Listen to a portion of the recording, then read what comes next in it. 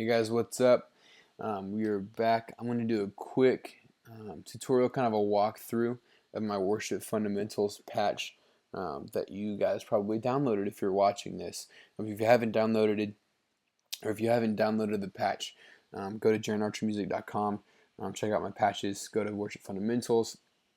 I'm offering it for free, so definitely check it out, download that patch, bring it up, and then go ahead and continue this video. So uh, really quick, I'm going to just kind of walk through this Worship Fundamentals patch and kind of show you guys how to map everything out. So your MIDI controllers, your MIDI keyboards, whatever you're using, and how to kind of set everything up as far as the reverbs and the filters and everything to your own rig to kind of make it customizable for you. So real quick, I'm gonna show you guys real quickly how to map everything out in the layout tab. If you have no idea how to do any of this, check out my main stage intro tutorials part 1 and 2. I walk through this layout tab, the edit and perform tab, and show you guys how to really get a jump start on main stage, so you can kind of get up to speed with what I'm doing in this video.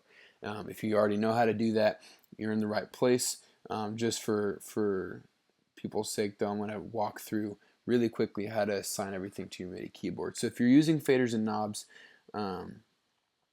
then this is going to be really beneficial for you. If you're not, don't fret. You can kind of control everything in here through the edit tab just with your mouse. But that's really tough and it's really a hassle. So I would definitely suggest getting some sort of MIDI controller. If it's not a MIDI keyboard like I use, that I have volume, faders, and knobs and everything on here on my MIDI keyboard already. If you don't want to get that, or maybe you're using a MIDI key or just a regular keyboard already, I would definitely suggest getting like a mini MIDI key or a MIDI controller. I use a Novation launch control. I have all my gear on my website. You can kind of scroll through and see what all I have on there. Everything that I use, the basics of everything that I use for my rig. But yeah, I use a Novation launch control. It just has some sliders and knobs and everything on there. That way, when I'm playing a regular piano or maybe just need some extra controls, I use that. I love it. It works great. So definitely check that out from Novation. But continuing on, if you don't know how to map these out really quickly, I'll show you. Just hit on the fader, hit assign over here, and just kind of slide that fader up and down.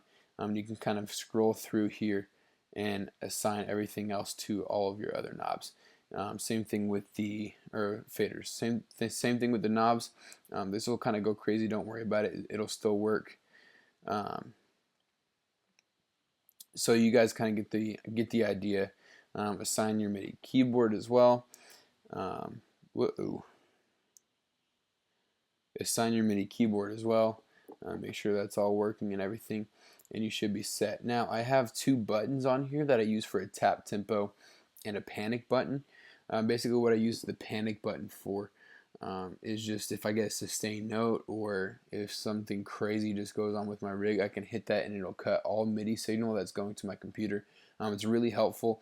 I've been in situations before in the middle of services where that's happened and I've had to kind of shut down my rig. So I'm really thankful I found that tool through MainStage, because it really helps me out in quick recovery in hectic situations. I use this tap tempo for this arpeggiated pad, or this arpeggiated synth that I have. So you can kind of see the button that I have mapped out for it. You can kind of see the beats per minute kind of changes as I tap that to different tempos. So that's really helpful. You just kind of, whenever you're using that arpeggiated synth, just tap it to the beat of the song and use it, and all will be well with the world. Now moving on to the edit tab, you can kind of see over here in the channel strip library that I have all the sounds over here. Now, unfortunately, this is a little CPU heavy, so you kind of got to be careful with everything. Definitely monitor that CPU load. Monitor that I already put in this patch. And just to kind of let you guys know, this patch doesn't require any extra plugins or any extra anything really to any extra effects or anything to come in here, because everything that I put in this patch is stock in MainStage. It comes in MainStage, so all you have to do is open up MainStage and you're set and ready to go. Now, so getting on to the volumes and everything, I'm not really going to show a lot of how to map out sounds. If you want to learn how to do that, check out part 2 of my intro to MainStage. It's kind of really important and really fundamental to MainStage. So if you're a beginner in MainStage or you just kind of don't know how to do that, check out part 2 of that intro to MainStage tutorial. But for those of you who do know how to do it, I'm going to kind of walk you through everything that I put in this patch and how to control the effects, because that really is a big deal and it's kind of hard to figure out. So I will walk you through that. But one thing quickly to note, I have all my faders, all my sliders controlled to all my volumes of all these sounds. So you can kind of see I have everything labeled, and I would highly suggest you do the same. It should be labeled when you open it. If you downloaded it from the website, it should be labeled already for you, so you don't have to worry about it. All of these should be labeled up here as well. But one quick thing to note, this last fader over here is not a specific sound. That's your master volume. So you want to make sure that's always up. Whatever fader or knob or control, whatever you're using for your master volume, definitely make sure that's always up, because I've been in situations before where I just thought all these were sounds. I put it all the way down, I start to play and nothing's coming out, and it takes me a couple minutes to figure out that, oh shoot, my master volume is all the way down. So make sure that's not all the way up, because you don't want to overload, one, your system, and two, your sound system. But just kind of make sure it's up. You can kind of gauge where you need that to be. So I use all these for the volumes of the sounds. Now what I use these knobs for is all the effects that I use for all these sounds. So on my piano I have a reverb, on the pad. For the Rhodes I have a reverb. For the strings I have a filter. I don't use a reverb for my strings. I think it sounds kind of weird, unnatural. I try to make these strings as natural sounding as possible, and I didn't think it sounded very natural to put a reverb in there. So I went ahead and put a filter in there. So basically when you use that filter, the more you turn it up, the more the strings kind of becomes pad sounding. So if you really need a lot of pads and maybe a little bit of strings, you can kind of mess with that filter and gauge where you need that to be. And then same thing for this arpeggiated synth. I put a filter on there as well. And I'll kind of show you how that works and what it sounds like here in a minute. But just to kind of show you guys how to set up all of these effects. So when you come over here to the channel strip setting, you can see in my synths and in my buses that I have a whole bunch of stuff that I've just kind of powered off. But one thing I do have powered on is this large hall reverb. This is a stock reverb within MainStage. I love it. It's really good for my piano, my pad, and my Rhodes. I love using them. You can kind of see how they sound in my demo of the Worship Fundamentals patch. They sound really good. I love them. Definitely mess with them. Definitely gauge where you need them to be for your own personal set and for your own personal rig and everything. But I included these just because I think they sound so good with these sounds. So I'm going to kind of show you guys how to control the volume of these with these knobs. So you can kind of see that the volume right here, I have that down all the way, and that's intentional. So definitely keep that all the way down. That's intentional. You don't want to have your mapping be inverted. I know that may be kind of gibberish to some people, but you don't want to have your reverb be inverted and you kind of get screwed over when you're trying to use your reverb and it actually takes out your reverb. So make sure that's all the way down. And the way you map that out, and I'll go ahead and take off this mapping for this knob so I'll show you, or so I can show you guys how to do it. The way you map that out, when you click on this knob, you'll see that it should be unmapped. If it has a mapping to it, go ahead and delete that like I just did a second ago to where it has no mappings on it, and come over here to unmapped. Don't click on any of these. That's how you map out all the sounds to your faders. Don't click on all these because you're not mapping out sounds or any actions or anything. Go ahead and just hit map parameter right here and then slide up the volume of this reverb and you're set. That's really easy, really simple. Now when you slide around your knob, you'll see that the reverb over here is going up and the reverb on the actual piano is going up as well. Um, so that's quickly how you kind of control these three reverbs right here. You can kind of see that I have it there as well on the pad. I have it right here that LH1, LH3, and LR1 are my reverbs that I have on the piano, the pad, and the strings, or the Rhodes. So you can kind of map those out to both of those as well. You can kind of see I already mapped it out, so I already have that controlling those. Again, gauge wherever you want that for your own set and for each song. And you can kind of mess with that and make it your own. Now, when we get to the strings, it gets a little tricky because you can kind of see in the sends and in the buses, I have nothing, nothing in there. So you might be thinking, well, how do you adjust the filter or figure out the mapping for the filter? So I don't have any sends in here. So what I do is I map it to one of the controls in the input here. So I'll go ahead and delete this mapping so I can show you guys how to do it from scratch. So when I move my knob, you'll see that it's already mapped out. So I have that set. Now I just have to highlight this, make sure that's highlighted. And what I'm going to do is I'm going to come up to these strings, come to the input, and it shows up all this confusing stuff. Don't worry about it. I already set everything to make it sound as realistic as possible. If you want to mess with all of it, go ahead. I don't think you really need to because I think it sounds pretty natural and pretty real. But my opinion is my own. So feel free to mess with that.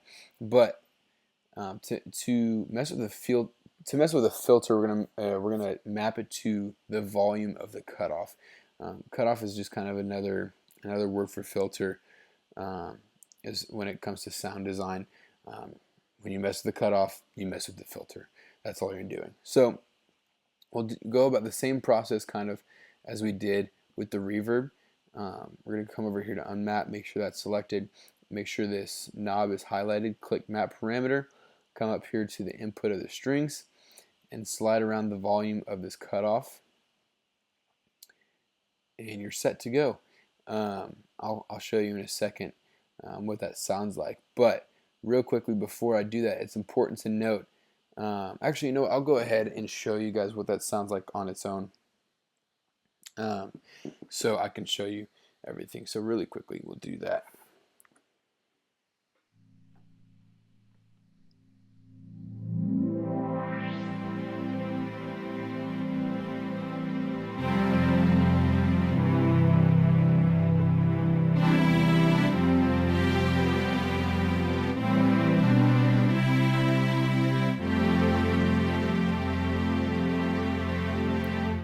Okay, so you'll kind of see that in order to get it to sound like actual strings, you have to have that filter all the way up. I want it to be the complete opposite. I want it to sound like complete strings when I have it all the way down, and then kind of map it out to sound more like a pad as I move that filter or that cutoff up. It's really simple to do. It took me forever to figure out, but it's really simple. You're going to come down here and you'll see invert parameter range. You're going to click that. Basically what that does is it completely switches or moves backwards whatever you mapped it out to be. So now instead of going from top of the cutoff to bottom of the cutoff, you're going from bottom of the cutoff to top of the cutoff as you move this up. So instead of sounding like it did before and having to have it all the way up to get the real string sound, you'll see that now that it's down, I have the real string sound. And as I move that filter up, now it starts to sound more like that pad.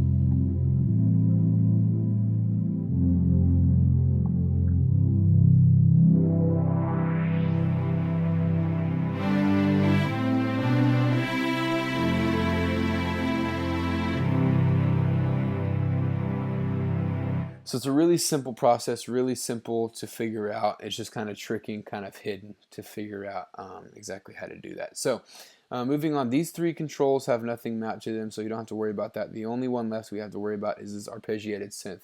I told you a minute ago that I have the filter set to that as well. So I'll show you guys what that kind of sounds like with that filter really quickly.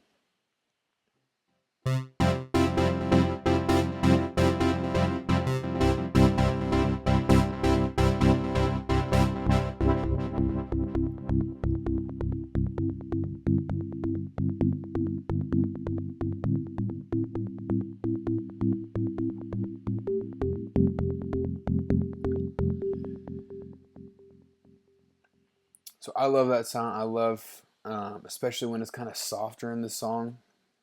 I love moving that filter up.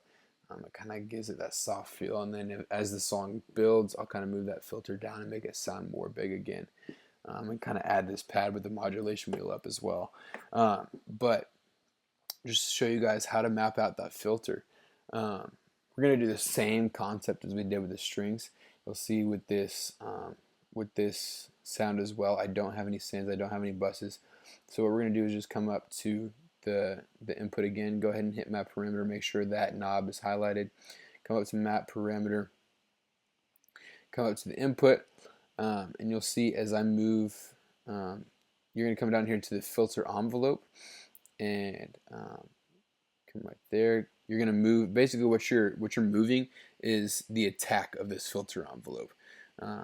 So as your knob goes up, the attack goes up. As your knob goes down, the attack goes down. It's really simple, makes sense. Go ahead and hit map parameter again, and you should be set to go. And that is how you do that. So now you have everything set. Everything should be ready and good to go for you. If you need anything else, just comment below this video. Again, check out JaronArcherMusic.com for more content. I'm going to be releasing some new patches and everything here in the next couple of days. So check that out. Check out all my tutorials on YouTube that are going to be coming out. And just stay up to date. Subscribe to my channel so you can kind of get the most out of all my patches and all my tutorials and everything. Stay in touch, stay in contact. That way you can be the first to get your hands on whatever I put out in the world of worship music. So that'll do it for today. If you guys have any more questions, comment in the box below. Shoot me an email on JaronArcherMusic.com. My email is set and put in there so you guys can email me all of your questions. And until the next time, I guess, cheers.